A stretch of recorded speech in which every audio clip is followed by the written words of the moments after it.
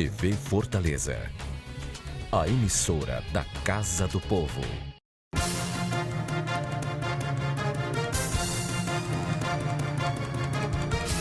Olá, está começando o programa Pela Ordem. É um instrumento de comunicação no âmbito da TV Fortaleza, que é a TV oficial da Câmara Municipal da capital do estado do Ceará, que fortalece o cumprimento da missão de TV pública desta emissora, levando importantes informações, orientações sociais aos telespectadores de Fortaleza, às telespectadoras de Fortaleza e região metropolitana. Hoje o programa recebe o vereador Iraguaçu Filho, do PDT, o parlamentar que já atuou no Poder Executivo como secretário executivo do Conselho de Políticas e Gestão do Meio Ambiente, no âmbito do estado do Ceará, e também foi secretário executivo da Secretaria que trata da assistência social, do trabalho, do combate à fome no município de Fortaleza, hoje Secretaria de Defesa dos Direitos Humanos e Desenvolvimento Social. O vereador Iraguaçu Filho tem feito pronunciamentos importantes no plenário da Câmara Municipal de Fortaleza e também apresentado propostas para a cidade que têm sido debatidas, umas já aprovadas e outras em tramitação no parlamento da capital do estado do Ceará. Olá, vereador Iraguaçu Filho, tudo bem? Olá, Paulo, um prazer estar aqui, aos telespectadores também, para que a gente possa fazer esse bate-papo importante para nosso Legislativo Municipal. Vereador Iraguaçu Filho, vou começar com um tema que é um tema em voga, importante, é um tema que trata do meio ambiente. O plástico é um dos desafios do planeta neste século XXI, segundo a ONU Meio Ambiente. O setor da Organização das Nações Unidas, que trata, né, da preservação ambiental, da orientação à sociedade e aos governos quanto à necessidade de políticas ambientais corretas. O senhor tem uma proposta de lei por meio do projeto de lei ordinária 366 de 2018, que proíbe a distribuição de canudos plásticos no município de Fortaleza. É bem simples, a gente precisa ter a compreensão da questão ambiental no nosso país, no mundo de um modo geral, e a importância de que a gente possa mudar a nossa matriz de consumo, ter um consumo mais consciente, ambientalmente falando. E nós apresentamos esse projeto, Paulo, depois de estudo, de alguns diálogos e principalmente depois da gente ver o grande o malefício que os plásticos têm feito. Tem estimativa que mais da metade dos plásticos que estão hoje no oceano são de consumo dos últimos 20 anos, só depois dos anos 2000. Dá nem 20, 19 anos incompletos.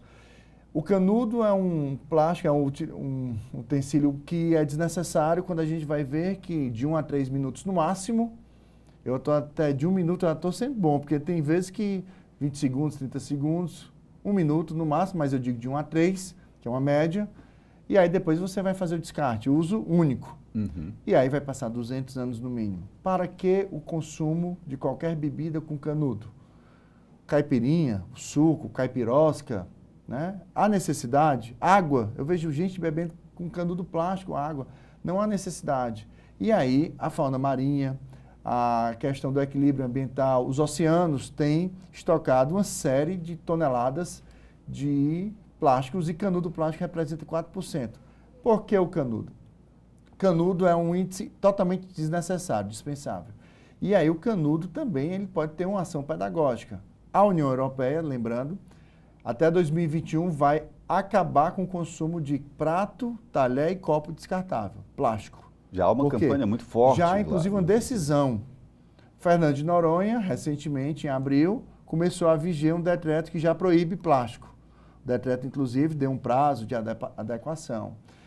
E outros municípios, como Rio de Janeiro, né, acho que São Paulo tramita um projeto, Goiânia, se eu não me engano, Niterói, vizinho ao Rio de Janeiro, e a gente vai pegando essas lições aprendidas para que esses problemas que eles tiveram lá não sejam causados aqui. Um dos pontos que a gente quer fazer e vai fazer é a audiência pública, para debater com a população, para debater com os ambientalistas, debater com a juventude. Os comerciantes, né? Os debater proprietários. acima de tudo com empresários, com a Brasel. Inclusive, vou ter uma reunião ainda com o presidente Rodolfo, porque ele já me deu uma sugestão. Disse, olha, seu projeto nós não somos contra, inclusive vários proprietários de comércio já estão tirando, né? Já estão tirando o canudo plástico do dia a dia, não oferecem mais, mas tem, quando pede, entrega. Tem uns que nem tem mais de plástico, tem de papel, tem biodegradável, que ainda pouco tímida ainda em relação à produção, mas ele disse, olha, não proíba só o comércio, não proíba só o restaurante, a bodega, né? Enfim, o comércio, a barraca de praia. Tem que ir no nascedouro? Proíba também vender.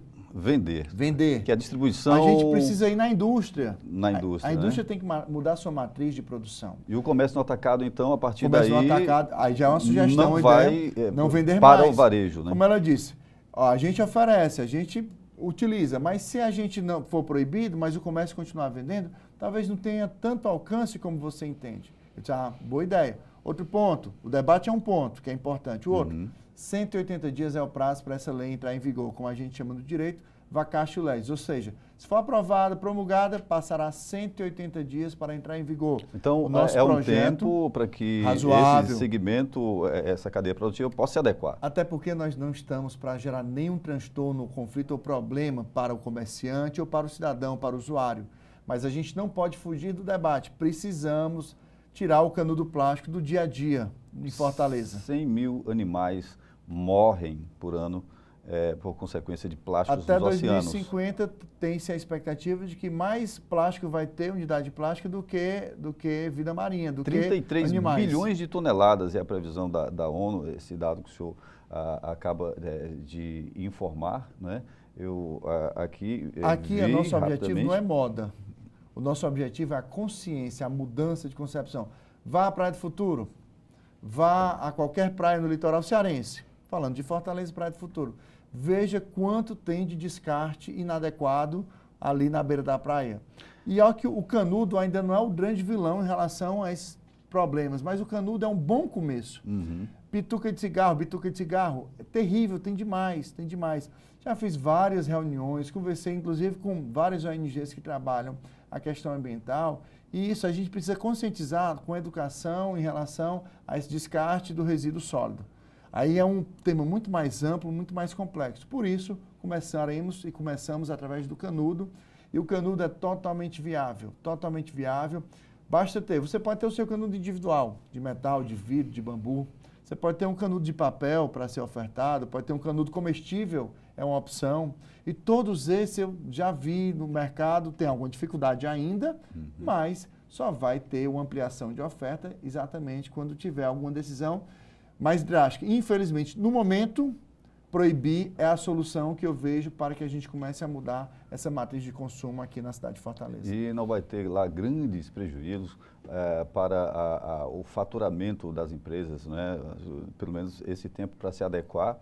E o que mais importante vai ser a colaboração para a preservação ambiental dos oceanos e também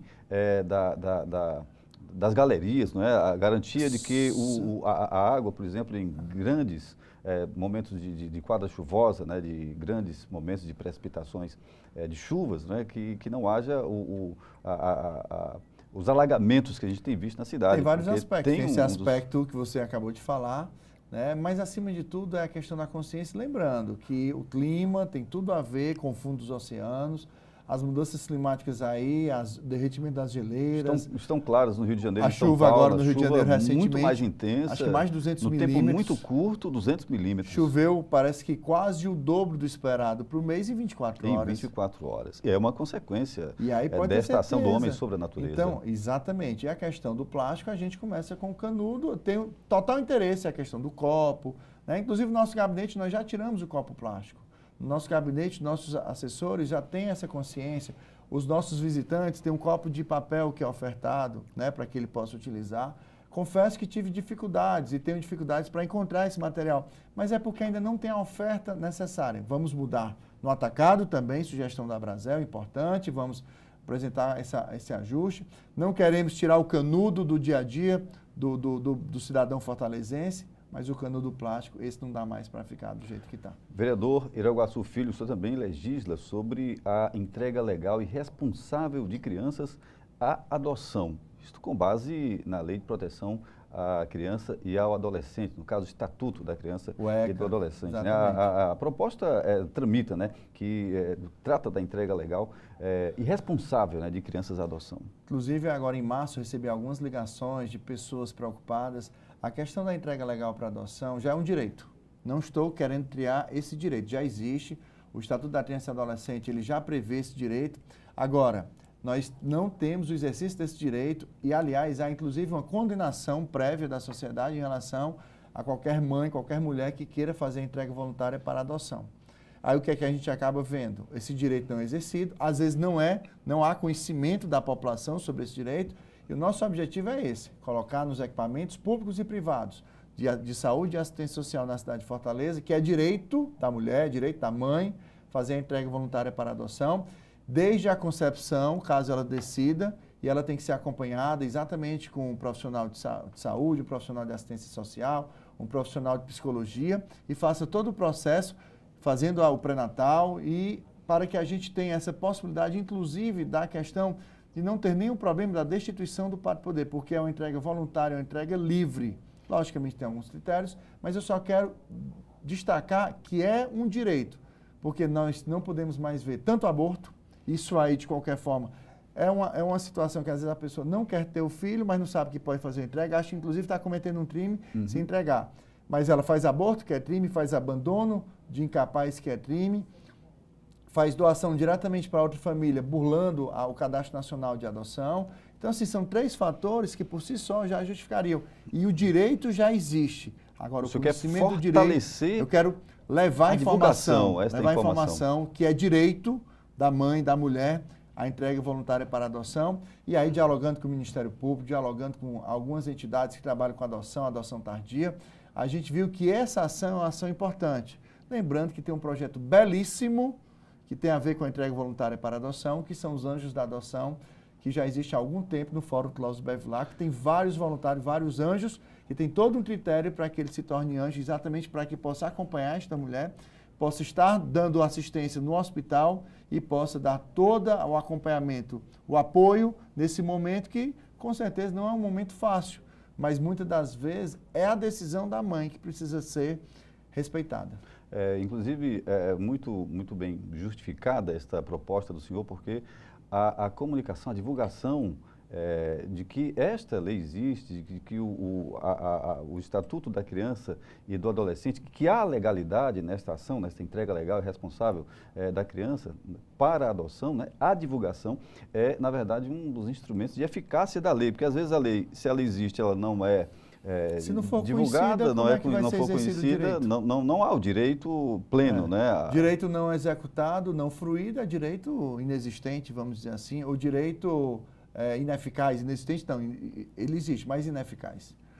Isto, a Prefeitura de Fortaleza tem o projeto Família Acolhedora, o Serviço Família Acolhedora, que inclusive partiu de um projeto de indicação de autoria do senhor, vereador Iraguaçu Filho. Isso muito me honra, inclusive esse projeto, né? Isso já me faz ter a existência, a minha passagem aqui na Câmara Municipal, na minha visão, com esse projeto, ele já faz valer a pena, né? Eu me sinto realizado, porque esse projeto é um projeto belíssimo e são ações conjuntas em relação a essa questão da adoção. A gente acabou de falar da entrega voluntária para adoção. O Serviço Família Acolhedora é um serviço fundamental, tipificado pela Política Nacional de Assistência Social, um serviço necessário, que já deveria existir aqui na cidade de Fortaleza há muito tempo. É um serviço que ele dá o ânimo de família para aquela criança ou aquele adolescente que vai ficar naquela família acolhida, aquela família não pode adotar, mas a perspectiva, a percepção de família vai facilitar em muito o processo de adoção quando chegar o momento da adoção desta criança ou esse adolescente. Falo muito adolescente porque a maior dificuldade hoje é a adoção tardia, porque tem perfil, não faltam casais, não faltam pessoas que queiram fazer a adoção. Agora, boa parte do perfil dessas pessoas coloca até 7 anos, com até 7 anos a criança. Mas tem muito adolescente aguardando seu pai, sua mãe, seus pais, suas mães, porque precisa também dessa sensibilidade. E a família acolhedora, ela facilita esse processo, até porque o acolhimento é o último ponto que a criança deve ser colocada. Porque o acolhimento não tem um ânimo de família. Lógico, é importante quando há uma violação de direito, principalmente uma violência sexual, um assédio moral, um abandono, uma série de fatores, né?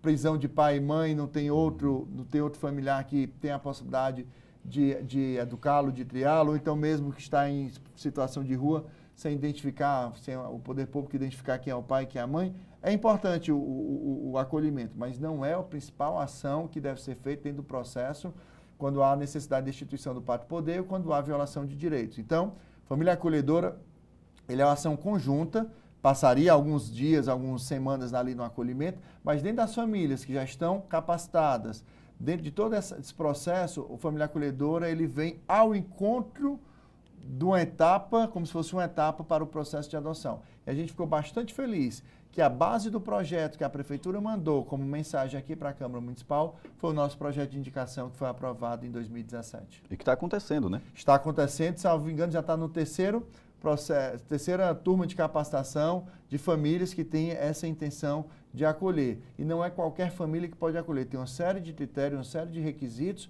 porque ali todos têm que aceitar, não é só um pai ou a mãe, não é são só os irmãos, enfim, é toda a família que tem que estar aberta para aquela pessoa que vai chegar, ser acolhida, por isso que o nome, família acolhedora, vai ser acolhida aquela pessoa, aquela criança e adolescente vai ser acolhida por até 6 meses, salvo engano, podendo prorrogar por mais 6 meses, e aí pode ter certeza, vai fazer toda a diferença na vida daquela criança e adolescente acolhida. Por meio do projeto de lei ordinária 72 de 2019, isso também procura estimular a adoção de animais. Isso, importante, né? Importante, inclusive, porque o ser humano tem que saber cuidar do ser humano, mas também do animal. Então, a gente apresentou um projeto que tramita aqui na Câmara Municipal para facilitar, porque nós temos expectativa em torno de 20 mil animais abandonados em rua. Isso é questão, inclusive, de saúde pública. Toda política pública relativa aos animais saúde pública. Influenciam na vida das pessoas. Saúde pública. Diretamente. E nada também como dar um amor também a um gato, um cachorro, qualquer animal. Gato e cachorro que é o mais procurado, né? Campanhas de adoção. Vários cidadãos e cidadãs abnegados, dedicados à causa e que vêm realmente muito fazendo. Tem campanhas de arrecadação também de alimentos para alguns abrigos de animais, que é importante. E eu acho que cada um assumindo sua responsabilidade. O que nós quisemos fazer com esse projeto é apenas facilitar, fortalecer, e não somente a adoção dos animais, mas também a construção de bebedouros e comedouros, porque muitas das vezes o animal está ali e precisa da alimentação, né? Então precisa ter 20 mil animais em situação de abandono aqui no município de Fortaleza, é um número significativo e que precisa ter um olhar diferenciado do poder público. Muito bem, vereador. Fortaleza passa, quando nesta quadra chuvosa tem ocorrido um índice de precipitação pluviométrica, um volume de chuvas muito acentuado, Fortaleza tem passado por uma situação de alagamentos em vários bairros da cidade, principalmente na bacia do Rio Cocó. Isso tem sido uma constante, não por negligência da prefeitura, mas é uma estrutura da cidade, é um processo da própria ocupação, né, urbana aqui no município de Fortaleza, e o senhor tem uma proposta que trata dos bueiros inteligentes. Eu gostaria de tratar isso logo após o intervalo. Nós voltaremos daqui a pouco conversando com o vereador Iraguaçu Filho, do PDT, e também em instantes nós vamos ter o consultor político Luiz Cláudio Ferreira Barbosa fazendo análises sobre o contexto da política, da economia, do poder local, nacional e municipal. Em instantes voltaremos.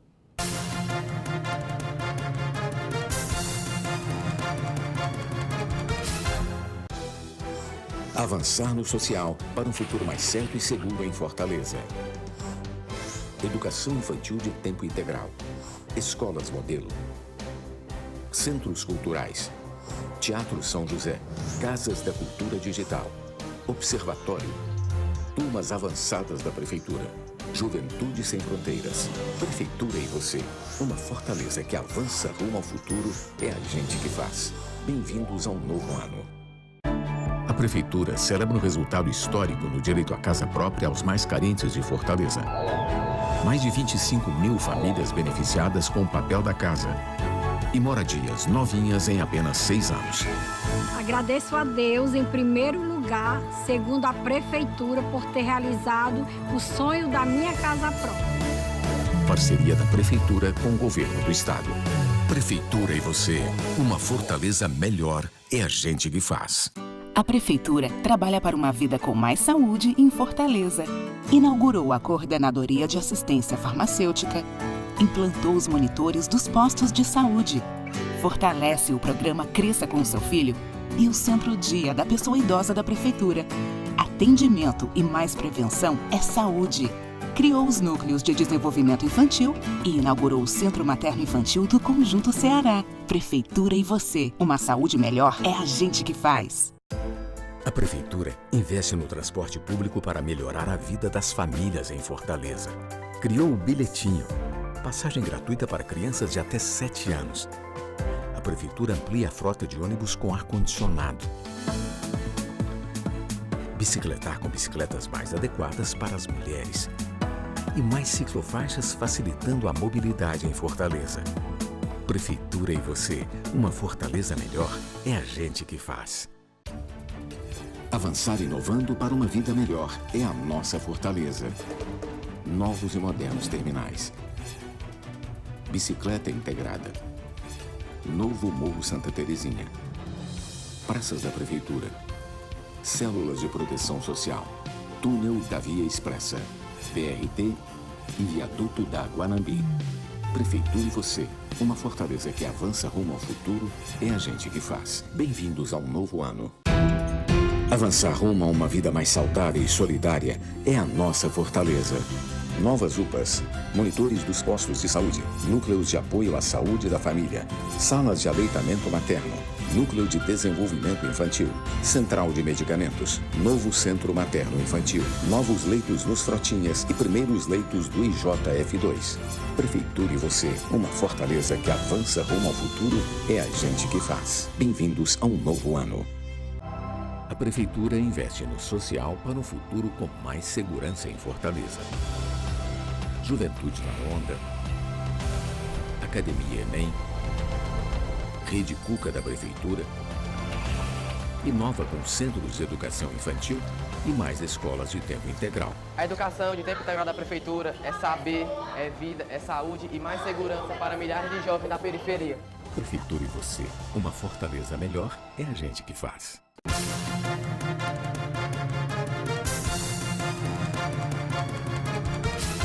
De volta com o programa Pela Ordem, estamos conversando com o vereador Iraguaçu Filho, do PDT, que fala sobre propostas já transformadas em lei e propostas que tramitam na Câmara Municipal de Fortaleza. Entre as que tramitam, no finalzinho do bloco anterior, nós falávamos sobre bueiros inteligentes.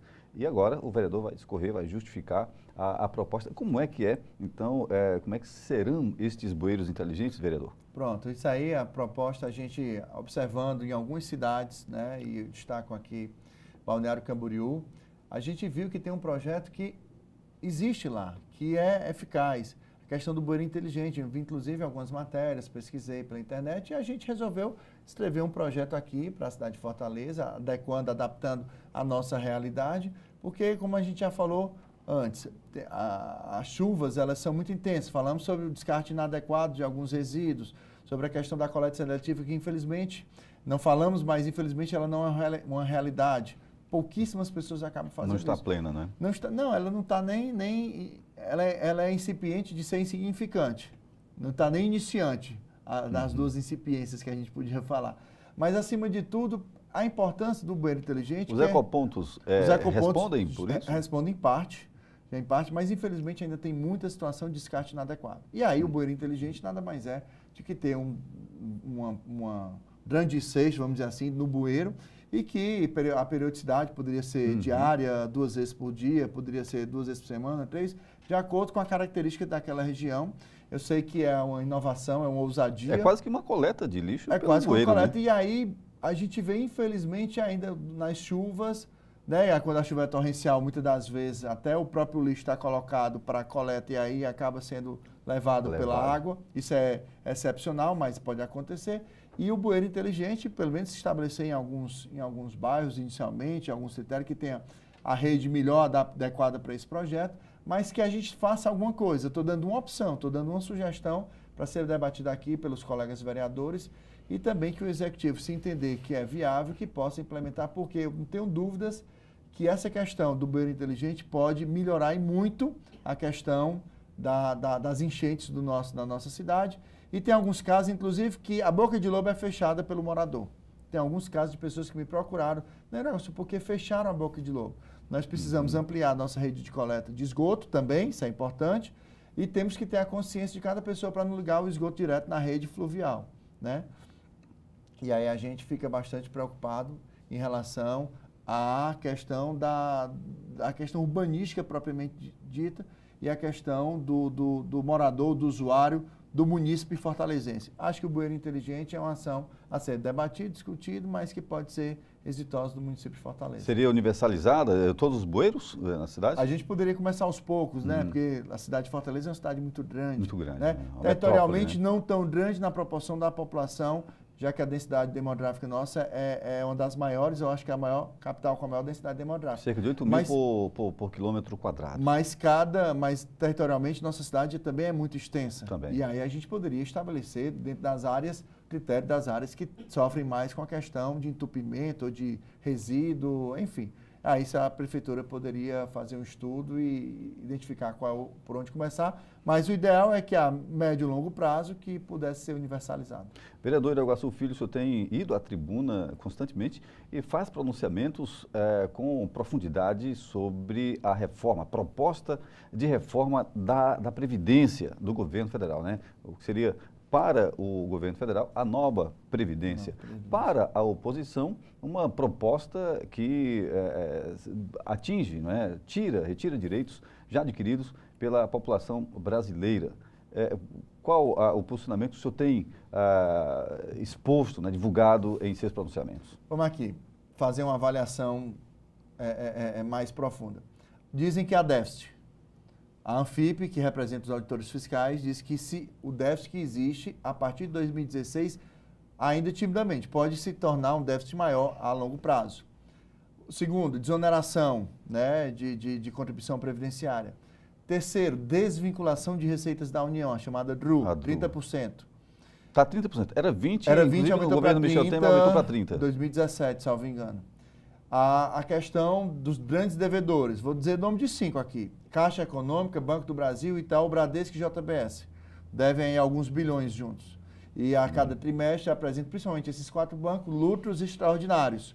O Itaú dividiu em participação nos lucros sem cobrar 1 centavo de imposto, quase 6 bilhões de reais em 2017, salvo engano, para 4 famílias que são os controladores, 6 bilhões e deve 1,5 bilhão, 2 bilhões. Com taxação... Será que esses grandes devedores, eu dei nome de 5 que são entre os 10 maiores e 5 que têm balanços de lucro extraordinário, exorbitante, que tem bancas de advogados também extraordinárias e que conseguem protelar esse pagamento dessa dívida. Vai empurrando. E aí quando você tem o déficit público, um orçamento que em torno de 1 trilhão e 300 bilhões de reais por ano é rolado essa dívida, que remunera o sistema capital, o sistema financeiro.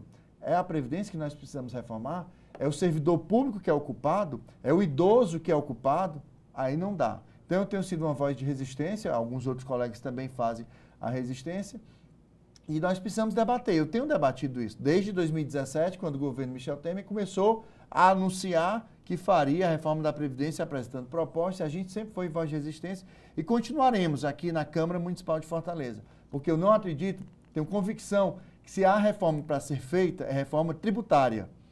E essa reforma tributária mexer nessa remuneração dos bancos, principalmente remuneração com dinheiro público, que é a remuneração da dívida pública que é feita com essa rolagem por parte da União. Então, nossa preocupação é outra, é defender o trabalhador brasileiro, é defender o idoso, é o professor, é a mulher, é o trabalhador rural, que esses aí são os principais prejudicados com a chamada nova Previdência.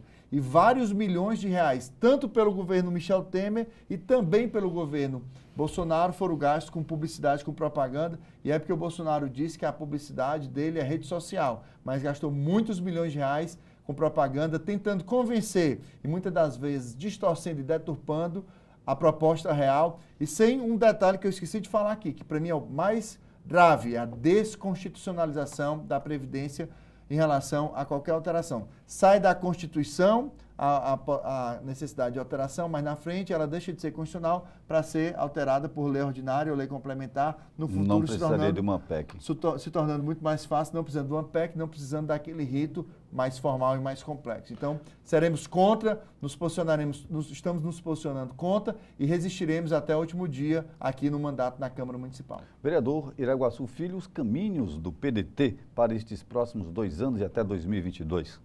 Pois é, o PDT é um partido que tem se posicionado muito fortemente na defesa das causas sociais, das lutas sociais. A bandeira educação é uma bandeira histórica. Hoje, a gente muito feliz que vê, independente de prefeito, qual o partido que ele exerce, a construção de escola em tempo integral, né? A articulação com a escola profissionalizante. Então, isso é legado do PDT, legado do trabalhismo histórico, e que na figura do Brizola foi seu maior exponente, seu maior líder. E o PDT tem construído, tem dialogado aqui no município de Fortaleza. Fortaleza é o maior município administrado pelo PDT, por gestores, por prefeitos do PDT, com o prefeito Roberto Cláudio. O presidente Lupe, o ex-governador, ex-ministro e que foi candidato, ficou em terceiro colocado, Ciro Gomes, também tem andado pelo Brasil todo, levando as ideias do PDT e, acima de tudo, estimulando a juventude a participar. Porque eu disse muito aqui no começo do nosso mandato, não vamos desacreditar nem da política, tampouco do político. O que nós precisamos fazer é alterar esse projeto, e não é política velha e política nova. É mente progressista, mente que respeita as leis, é uma mente que seja conservadora, mas que tenha um respeito ao próximo e que coloque os valores na frente de interesses pessoais. Vereador Iraguaçu Filho, do PDT, obrigado pela participação importante do senhor aqui no Pela Ordem. A gente vai finalizando por aqui a participação, a entrevista com o vereador Iraguaçu Filho, do PDT. Em seguida, nós vamos ter a participação do consultor político Luiz Cláudio Ferreira Barbosa. Nós estamos tanto na TV Fortaleza, como também com você, telespectador da TV Assembleia. Obrigado, vereador Iraguaçu Filho, pela presença do senhor. Até a próxima oportunidade, que seja breve. Obrigado, Paulo, e fico à disposição. Fiquei muito feliz de poder participar pela primeira vez do programa. A gente vai para um rápido intervalo. Nós voltaremos em instantes.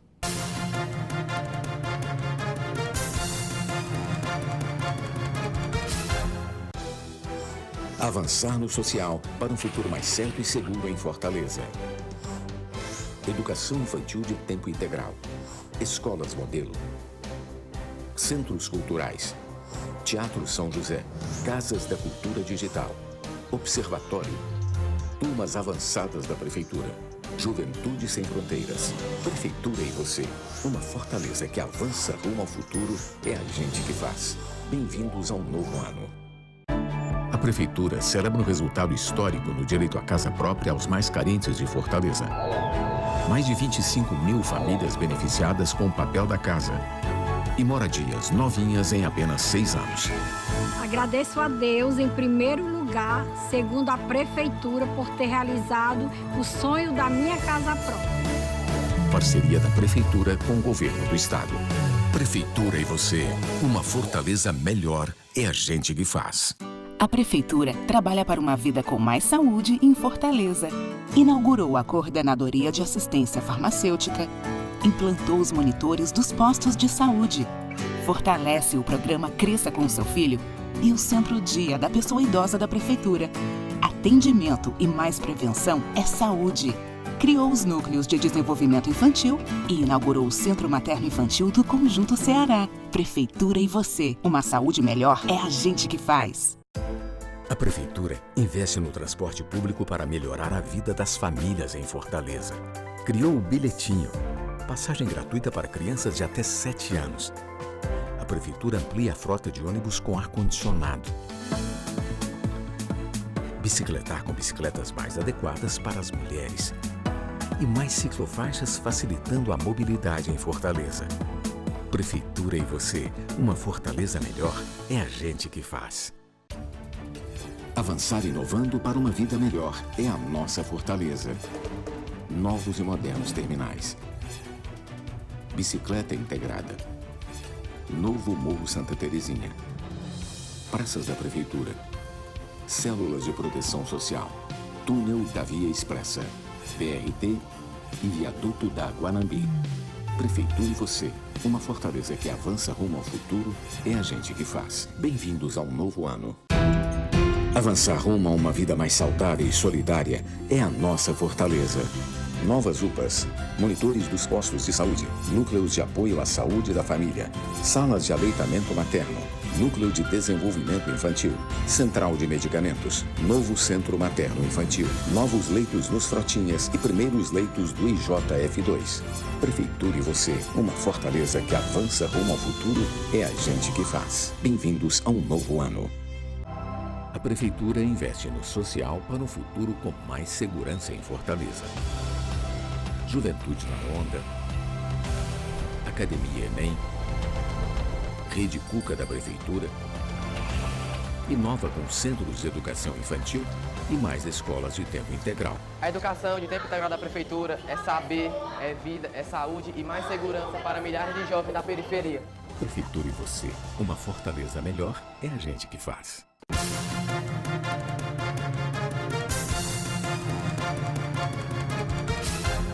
Estamos de volta com o programa Pela Ordem. Agora, neste bloco, nós vamos conversar com o consultor político Luiz Cláudio Ferreira Barbosa, que sempre faz análise sobre o contexto da política, da economia, das relações de poder no nosso país, principalmente nesse momento, Luiz Cláudio Ferreira Barbosa, em que há um debate acirrado sobre os rumos do governo, as práticas do governo, a proposta de reforma da Previdência. O governo projeta que os 100 dias, no caso do governo federal, houve o cumprimento das 35 metas que foram estabelecidas, mas o presidente pessoalmente tem uma reprovação que não é a melhor, a mais alta, né, entre os presidentes de república nos 3 primeiros meses de mandato.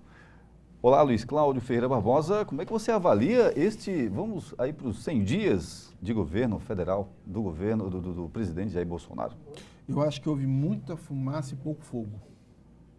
Na minha avaliação, Jair Messias Bolsonaro trabalhou numa perspectiva de vencer as eleições, mas eu acho que ele não tinha um plano de governo compatível a que a nação necessita. Isso é um fato. Tanto que nós estamos assistindo a principal bandeira defendida por ele e que o mercado financeiro o apoiou foi a reforma da Previdência e, ora, nós vemos Jair Messias Bolsonaro defendendo fervorosamente e, ora, nós vemos o mesmo não defendendo tão fervorosamente. Dizendo que o Congresso pode mexer. Parece-me que o deputado federal Jair Messias Bolsonaro ainda aparece nele. Não saiu do espírito. E nem o candidato. Uhum. E outra coisa, não saiu do espírito do presidente. E algumas atitudes que a gente nota na qual ele literalmente vacila. A situação do ministro da Educação é um absurdo, Paulo. Esse processo foi empurrado a um limite tal que a substituição do mesmo foi feito só através do consentimento de um brasileiro que não mora aqui no Brasil, que é o intitulado filósofo Olavo de Carvalho. Quer dizer, eu acho que são pontos que, de alguma maneira, puxa a popularidade do presidente para baixo. O astrólogo Olavo de Carvalho tem realmente influência no governo, em decisões, e realmente indica pessoas? Ele lembra muito a figura do Rasputin, no final do período dos czars na Rússia. Uhum. Então, isso é nefasto, isso é negativo.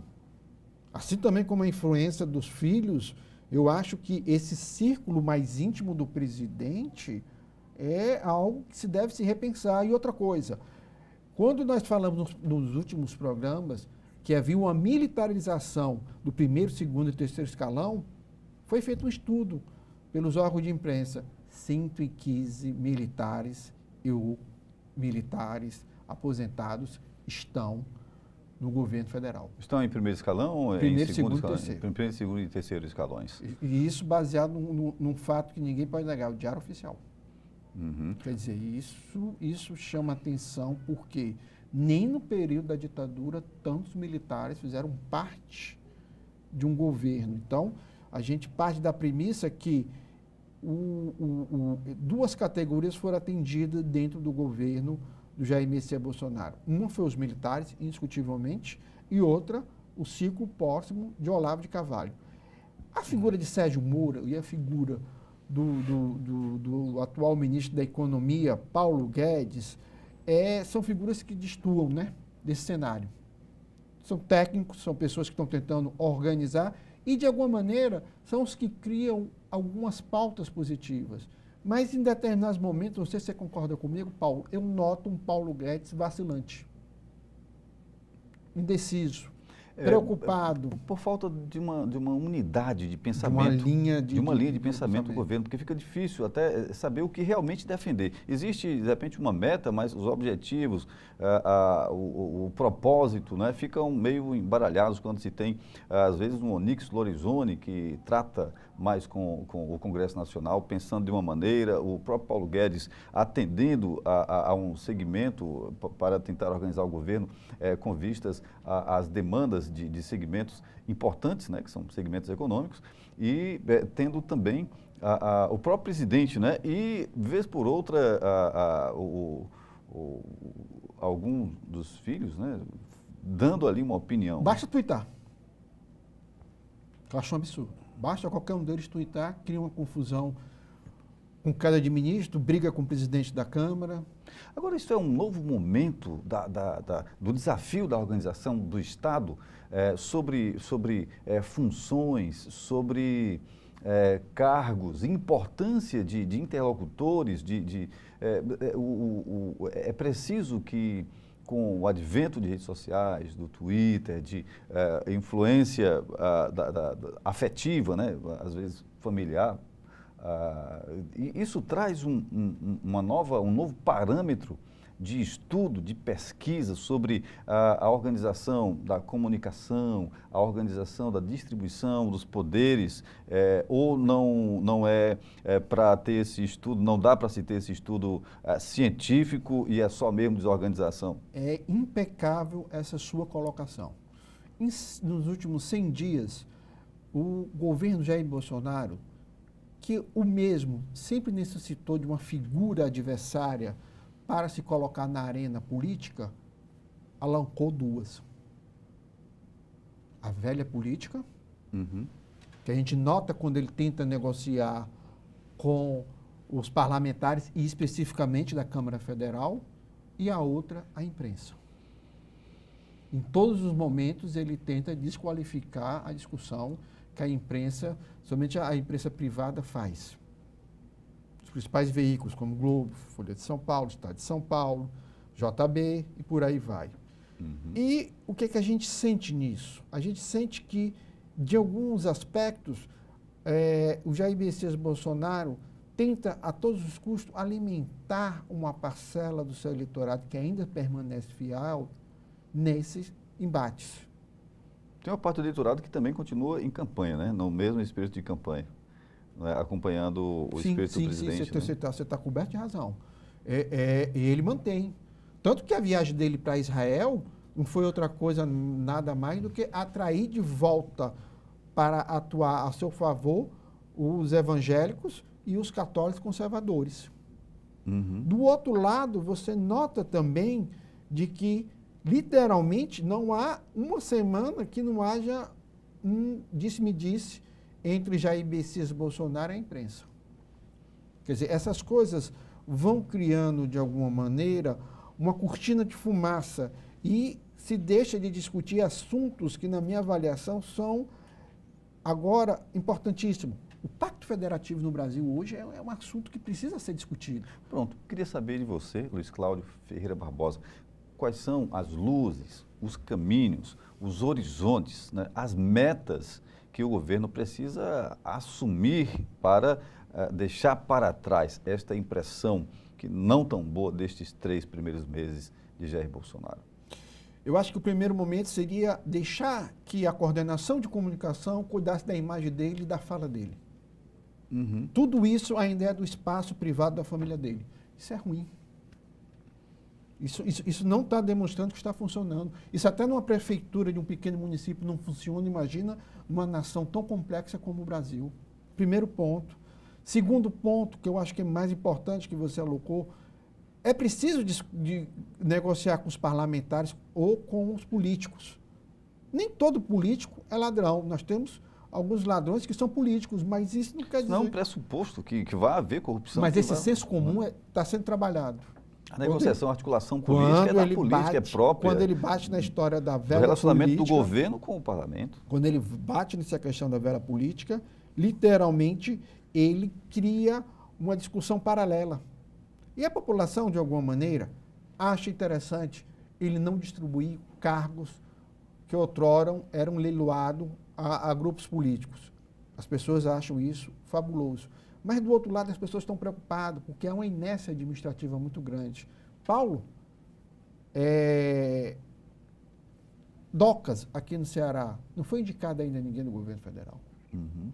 DENIT, não foi indicado ninguém até agora. BNB, pelo amor de Deus. Não houve, isso porque não houve, não há interesse do governo ou porque não foi possível encaminhar as tratativas? Primeira. Acho que não há interesse do governo. Uhum. Tanto que as pessoas que estão lá desde o governo passado permanecem. Quer dizer, isso é algo que acende um sinal amarelo. Eu acho que... normalmente quem entra no governo faz toda essa... Né? Era, por exemplo, como se o sucessor do Roberto Cláudio, telespectador, entrasse, mudasse o primeiro escalão, mas o segundo escalão deixasse todo do Roberto Cláudio. Quer dizer, algo está errado aí. Algo que precisa ser bem analisado. O ex-ministro e atual presidente do PDT, Carlos Lupe, a convite aqui do André Figueiredo e do senador Cid Gomes, esteve em Fortaleza, né, Paulo? E parece que o PDT tem tomado alguns posicionamentos, né? Principalmente nessa questão da reforma da Previdência. Se você voltar um pouco atrás, o PDT foi um dos poucos partidos que literalmente questionaram o fim do Ministério do Trabalho, que era o Ministério do Trabalho e Previdência. Uhum. Que ele foi totalmente desmembrado, né, Paulo? E algumas funções foram jogadas, tal. Eu sinto que, na minha avaliação, o ex-candidato a presidente, Ciro Gomes, e provável candidato em 2022, Ciro Gomes, vai usar a reforma da Previdência como um verdadeiro cavalo de Troia. Esse tema, reforma da Previdência, passando como pretende o governo Bolsonaro ou como pretendia o governo Michel Temer, será um palanque, né? Eu não vou dizer um palanque para apenas se fazer proveito do espaço para fazer a política da propagação, a divulgação das imagens dos pretensos candidatos a cargos ao Congresso Nacional, cargos no Poder Executivo, né, no majoritário, mas será um ponto de convergência, como você muito bem diz, das oposições. E aí o PDT tem as oposições que pontuado bem nisso. As oposições ainda pegam um pouco da carona do que é produzido pelas mídias tradicionais, das grandes empresas como a Globo, Folha de São Paulo, Estadão de São Paulo e etc. Então, eles não estão produzindo material deles. Não sei se você concorda comigo. O que você vê é um governador como Flávio Dino, do PCdoB do Maranhão, que está tentando reunir uma frente de discussão com PT, PSB, PCdoB e o PSOL. Então, e setores do MDB. Do outro lado, o Partido dos Trabalhadores... Ouça-se Requião? Sim, entre eles, Requião. Roberto Requião.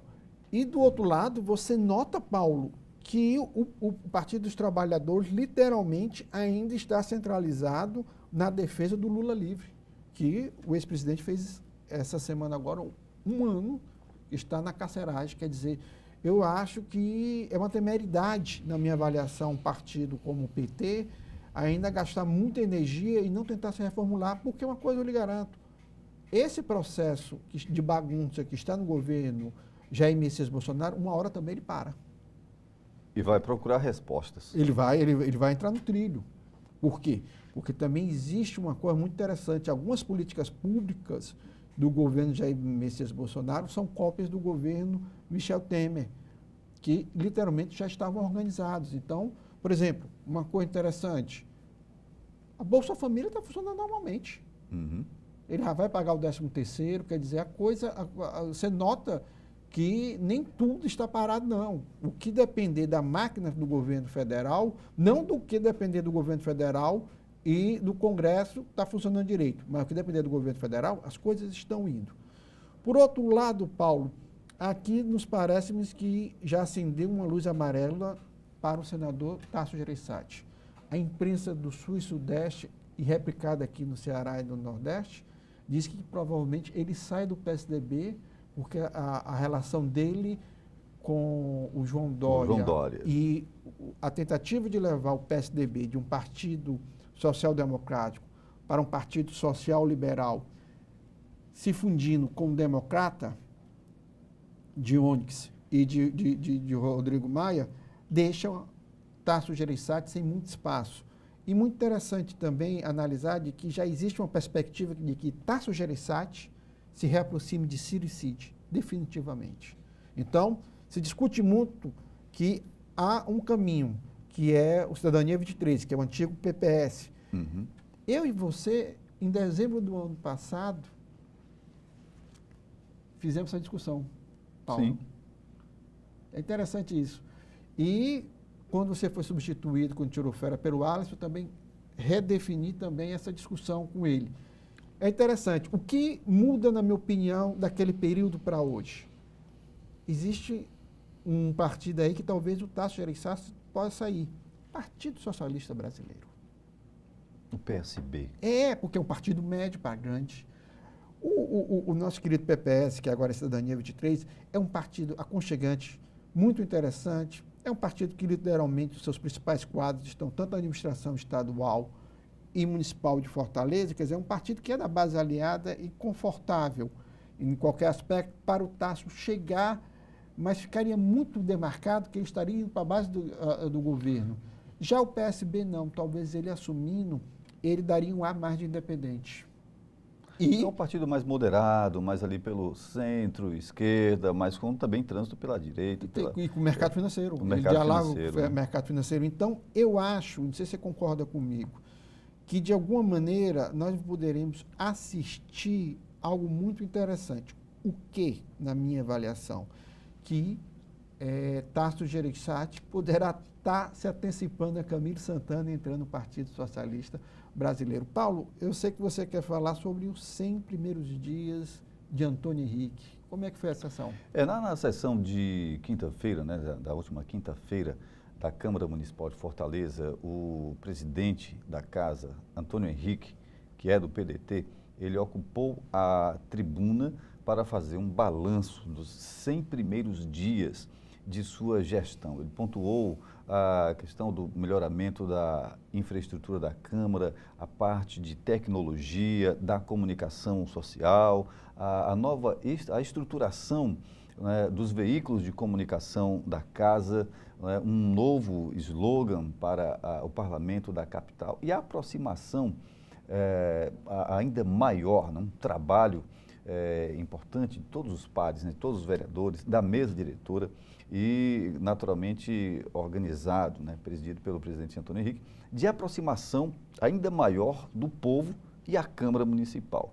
Foi um balanço que durou aí mais de uma hora, não com o presidente falando, mas ele falou cerca de 10 minutos, né, foi até rápido, sucinto, pontuou as questões, os objetivos, as metas, os propósitos da sua gestão, que é, segundo ele, e as ações têm demonstrado, colegiada, né? Tem chamado o colégio de líderes, os líderes partidários, tem reunido com a mesa diretora, tem conversado com todos os parlamentares, mas aí houve um número, dezenas de vereadores apartearam, né? Pediram para falar e aí destacaram... Detalhe, até da oposição, né? Até todos, né? Todos.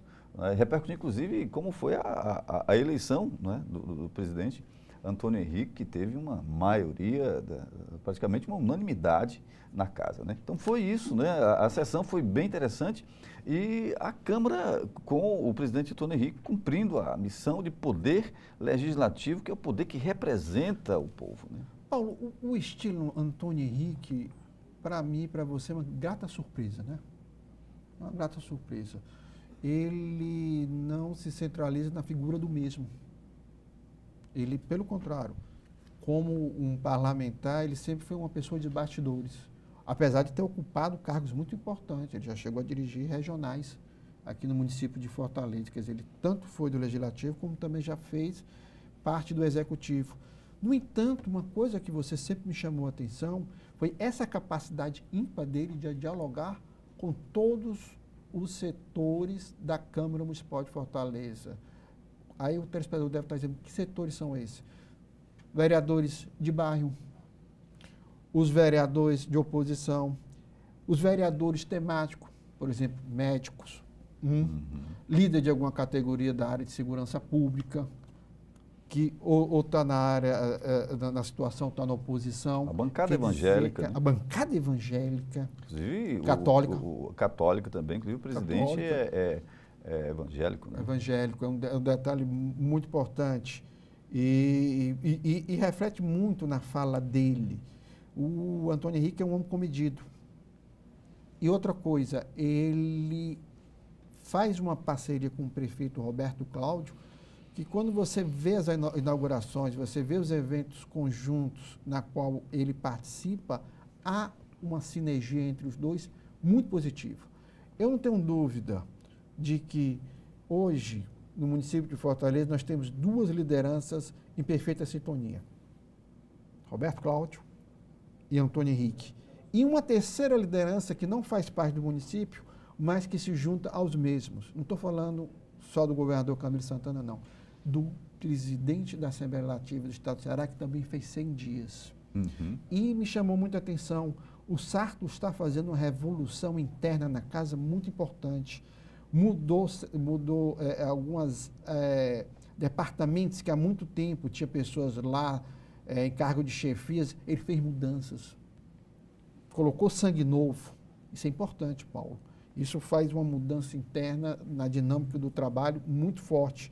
E o mais interessante, ele também lembra muito o Antônio Henrique, ele não é muito de se apresentar à frente, ele também demonstra que é um cara que qualquer decisão ele leva também para o colegiado. E, aproveitando aqui o final do programa, dá os parabéns à TV Assembleia, né, Paulo? 13 anos. 13 anos. No dia desse, a TV Assembleia começava, né, era inaugurada e estabeleceu aí um papel importante da TV pública aqui no estado do Ceará, de estar aí transmitindo as sessões, de estar transmitindo os seus programas, né, programas como telejornais, enfim, é uma emissora importantíssima para o estado do Ceará. E ela tem feito um trabalho tão importante para a Câmara Municipal de Fortaleza, que a partir do momento que esse programa tomou uma outra dinâmica, muitos vereadores agora conseguem mostrar o seu trabalho, mostrar o que está fazendo, não só para o município, não só para o fortalezense, mas como para o cearense. Isso é um trabalho de ordem pública muito importante que a TV Assembleia está fazendo em parceria com a TV Fortaleza. E dizer uma coisa, Renato, que é o diretor de televisão, Renato Bosch, a banca aqui está aberta, né, Paulo? E vamos convidá-lo para ele vir aqui falar um pouco sobre as novas políticas internas que a TV Assembleia vai colocar em prática, onde o quadro de programas dela também vai sofrer algumas mudanças bem positivas, assim como a nossa já começa a dar resultado também junto ao telespectador de uma receptividade muito boa. A TV Fortaleza está muito atualizada, né? Uma TV dinâmica, leve, com conteúdos excelentes para a cidade e tanto TV Assembleia como TV Fortaleza. Eu conversava há pouco, você acompanhava, os telespectadores também e telespectadoras, com o vereador Iraguaçu Filho, e ele falava na eficácia de uma proposta de lei de sua autoria, que era a entrega legal e responsável de crianças à adoção, e falava de uma proposta que fortalece a divulgação desta lei. Então, toda lei, todas as leis, todas as políticas públicas, toda a intenção dos parlamentares, daqueles que visitam os parlamentos, né, do que se é produzido pelo parlamentar e é ali normatizado pelo departamento legislativo e que é levado à votação, tudo isso é preciso que seja divulgado, muito bem divulgado, e a emissora, a TV Fortaleza, cumpre esse papel que é levar ao cidadão, né, a informação, que é o destinatário, né, do benefício da lei. Sem dúvida. A informação transparente com atores, né, no caso, vereadores de oposição, de situação, de direita, de esquerda, de centro, todos emitindo sua opinião. É o papel da democracia, que garante o Estado Democrático de Direito, né? Sem dúvida, sem dúvida. Paulo, e uma certeza absoluta, caminhamos... Queria que você falasse daqui a pouco ainda, a gente já vai tá indo para o finalzinho, mas a reforma da Previdência, viu? A gente vai trazer esse tema quente aí. Mas o próprio vereador Iraguaçu Filho, no segundo bloco, mas ele falou algo muito interessante, né? A reforma da Previdência, de alguma maneira, ela já vinha acontecendo do Michel Temer. Aquilo que eu e você, no Jornal da Câmara, dizíamos, se preocuparam com a reforma da Previdência, mas botaram muitas armadilhas na reforma trabalhista. A grande realidade, essa precarização do trabalhador e o desaparecimento da atuação mais forte do sindicalismo, a gente está sentindo agora, né, Paulo? Você nota que a reforma da Previdência está muito mais sendo atrapalhada pela maneira como o Bolsonaro não consegue sair da sua inércia nesse tema, como também os interesses contrariados de alguns parlamentares, somente os do Centrão, que esperavam que nesse momento houvesse já uma distribuição de cargos. Como não está acontecendo, estão todo mundo parado. Então, o que eu quero chegar? A reforma da Previdência, na minha avaliação, ela vai demorar a ser feita. O governo quer para o segundo semestre. Eu acredito que adentra 2020. Adentra 2020. Adentra porque você nota que o atual presidente da Câmara Federal, Rodrigo Maia, não tem nenhum interesse não, Paulo. Agora me diga uma coisa, se entrar no ano de 2020, vai respingar um debate dentro da campanha eleitoral, ou não? Vai. Aí que eu acho mais difícil ela sair. Vai ser um tema... Por isso que eu acho que, de uma hora para outra... Inclusive, já definiu eleições em Fortaleza, eleição de 2004. Sim, Previdência. Quando em 2003, aquela votação sobre a taxação dos aposentados, funcionários públicos aposentados. Que não era para todos os aposentados. Não, mas ali criou-se um mal-estar que o senador Inácio Arruda votou. Não, deputado federal Inácio Arruda votou. E aí criou um mal-estar para ele tão profundo que atrapalhou a eleição dele de prefeito em 2004, que era farpa contada que se ele ganhava ou iria para o segundo turno. Já assim, para 2020... o deputado federal Moroni Bigtorga, que era na época do PFL, hoje DEM, foi no caminho contrário e acabou surfando nessa onda e chegando ao segundo turno. Mesmo não vencendo a eleição, ele surfou nessa onda. Eu concordo com você. Eu acho que os parlamentares, eles têm esse radar. Mas aí a pergunta... O senador Inácio, ele defende, por meio da assessoria, outra vez fez, de que não teria votado ele, o próprio Moroni Togan, Roberto Pessoa, alguns parlamentares não teriam votado, né, nesta reforma lá de 2003, inclusive a reforma foi capitaneada pelo ministro da Previdência da época, o ex-senador Pimentel, né? Mas em 2004 conseguiu-se colar essa imagem no senador Inácio, no candidato à época, que era favorito, como você muito bem disse. Com a ajuda da deputada federal, na época deputada estadual Luziane Lins. Do PT, que foi a eleita, né? Inclusive. Exatamente. E o Antônio Cambraia também, na época, deputado federal, que acompanhou o governo federal, também pagou um preço caro, né? O candidato Aloísio, né? O Aloísio Carvalho era secretário, mas foi candidato na época, não? Foi também. Não, o Cambraia, era do PSDB. Que estava muito bem, inclusive, no primeiro mês de campanha, né? Mas também foi lembrado esse fato e também despencou por causa disso. Paulo, essas suas lembranças são fabulosas, porque demonstra o quê?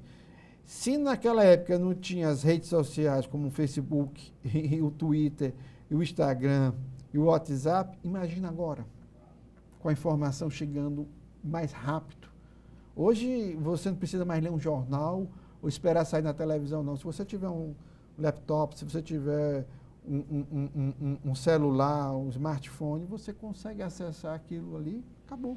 né? Vai lá, recebe as informações, vai checar nas fontes, né, de veículos de comunicação que são Quer veículos dizer, consagrados. Que não tem mais essa preocupação tão fortemente como outrora tinha. Então você acha que a reforma da Previdência pode ser um tema a ser ricocheteado dentro das campanhas de 2020? São campanhas municipais importantes, né? Já estão bem aí, pertinho. Então, não, já chegou Começou, na minha avaliação. começaram, né? E na minha avaliação, eu acredito que nas próximas semanas, um tema que verá a voga será quando sairá um nome para em defesa da atual estrutura municipal administrada por Roberto Cláudio. Onde eu quero chegar? Nós temos um bloco de oposição se formando rapidamente, com a figura do deputado federal Capitão Wagner, já agrariando alguns partidos, como PSL, PROS e o Podemos. O PSDB, independente da saída ou não do Tasso Gereissati, deverá participar desse bloco. O Democrata, na minha avaliação, é uma incógnita total, porque é um partido que literalmente pertence ao governo federal, né? Uhum. 3 ministros, É. o presidente do Senado e da Câmara. Eu acho que haverá uma interferência externa muito profunda.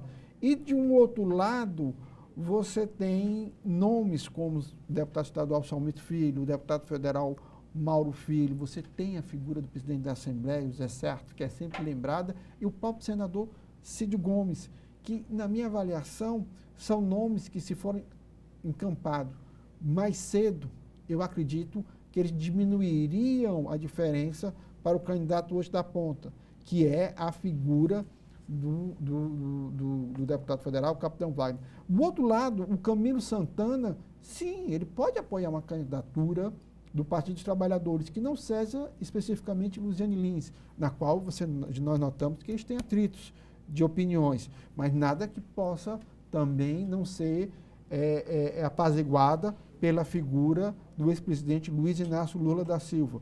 Mas, por exemplo, você tem uma figura como o deputado Eumano de Freitas, tem um recall de campanhas passadas, e temos o secretário e braço direito de Camilo Santana, Elcio Batista. Que tem saído bastante nas mídias sociais. Demais. Visitando setores de governos, setores da sociedade civil organizada. Uma observação que você muito bem Só fez. que há um detalhe aí muito importante. Se sair uma candidatura do PT apoiada por Camilo, uma candidatura do PDT apoiada pelo o Ferreira Gomes e o prefeito Roberto Cláudio, é segundo turno. O Capitão Wagner não venceria no primeiro turno. Isso é um dado que precisa ser levado em consideração. Isto. Então, aconteceria o que, na minha avaliação, Paulo? A reunião desse grupo no segundo turno para tentar derrotar o Capitão Wagner. Não é uma estratégia tão incoerente, não. Uhum. Isso pode acontecer. E o papel de um personagem importante, né, na atualidade da política de Fortaleza, neste processo, na construção deste processo, né, do fortalecimento do nome à sucessão do prefeito Roberto Cláudio por parte da situação? No caso, o presidente da Câmara Municipal de Fortaleza, Antônio Henrique. Qual o papel a desempenhar, né, pelo Antônio Henrique? Em 2012, vamos 2012 não, vamos 2008. Em 2008, a vitória de Luziane no primeiro turno se deu do papel fundamental do presidente da época, que era o nosso querido amigo Tim Gomes, que era o candidato a vice-presidente. Foi ele o grande responsável pela união dos vereadores em torno de Luziane e trouxe vários partidos. Em 2012, o presidente da casa, Crisio Sena, mesmo Eumano de Freitas perdendo, teve um papel fundamental. Ele conseguiu unificar os vereadores da base governista e a campanha da época desconhecida Eumano de Freitas não só chegou ao segundo turno e por pouco não teve êxito. Em 2016, o Salmito Filho também fez um trabalho muito bem feito e também conseguimos a reeleição de Roberto Cláudio, que foi um páreo difícil, segundo turno, né? Antônio Henrique, na minha avaliação, tem um trabalho herculano. Por quê? Eu quero reforçar a minha pergunta, Porque o É isso que eu presidente quero Antônio chegar. Henrique, ele transita na sala do poder, junto à população, é um homem muito versátil. Eu acho que o Antônio Henrique será, na minha avaliação, a principal liderança em matéria de articulação. Eu acho que cairá para a Câmara Municipal de Fortaleza o papel de trabalhar principalmente os parlamentares e aqueles também que não estão hoje parlamentares, mas que gravitam em torno da Câmara Municipal de Fortaleza. Então, eu acho o seguinte, Tim Gomes, 2008, e Antônio Henrique, agora em 2020, são muito parecidos. São líderes que poderão fazer a diferença em relação à ida do candidato governista ao segundo turno. Isso eu não tenho a menor dúvida. Agora, na minha avaliação, é interessante. E grave bem isso, Paulo. Antônio Henrique deve se agigantar nos próximos meses. Apesar de ele estar tomando um posicionamento de trabalhar mais na surdina, o mesmo, com certeza, logo ocupará com mais maestria e com mais afinco o púlpito da Câmara Municipal de Fortaleza. E eu acho que, independente do nome que for lançado pelo Partido Democrático Trabalhista, eu acho que quem vai abrir a vereda para que esse nome venha é Antônio Henrique. Consultor político Luiz Cláudio Ferreira Barbosa, obrigado pela participação. Nós chegamos ao final do Pela Ordem. A gente agradece também a você, telespectador, telespectadora, a honrosa audiência. E Luiz, o nome dessa moça que está aqui embaixo, até a próxima. que fez esse trabalho magnífico de Libras, é a minha amiga Rebeca Jordão. É isso. Obrigado pela honrosa audiência. Até a nossa próxima oportunidade. Próximo programa.